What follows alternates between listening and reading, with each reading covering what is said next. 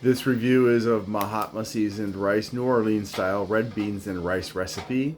It is gluten free, right there. And that's really all there is to tell you about it, other than this is a product of America. And,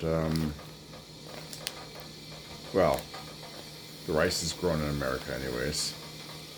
Can't say that necessarily the product is made in America because it doesn't actually specify that. All right, so here's the blurb and the cooking instructions, and here are the nutrition facts. So as you can see, this has got 4 servings in it.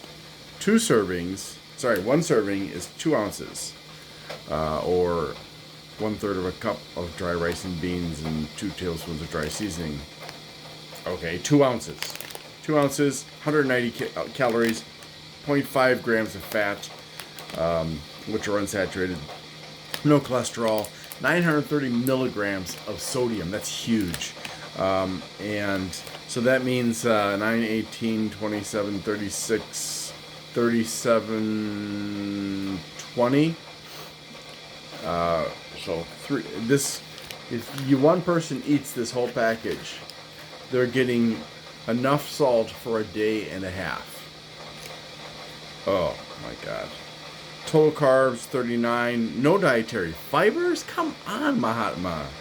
Total sugar 0, none added, and 8 grams of protein. So hopefully at least it tastes good. This is the problem with buying processed foods. They must add extra things like salt in order to make the taste the same as if you made it yourself fresh. And that is because when you are cooking something that has grains in it, grains absorb flavor. Mushrooms absorb flavor. A lot of things absorb flavor. Well, not tofu, not really.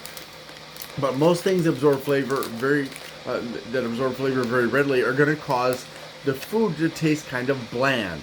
And that is why when you buy something with a large amount of sodium in it or salt in it, and it has potatoes or grains or mushrooms or something like that, it might taste bland because the fiber or whatever it is in it is absorbing the flavor. And that's bad. You're better off making it yourself, but you shouldn't be eating processed food. Go around the store. Don't go in the middle of the store. Avoid the middle of the store as much as you can because that's processed food. All right, hold on. Now I'm not going to actually eat this. I'm going to taste it. It has both beef stock and beef fat in it, and I'm sorry.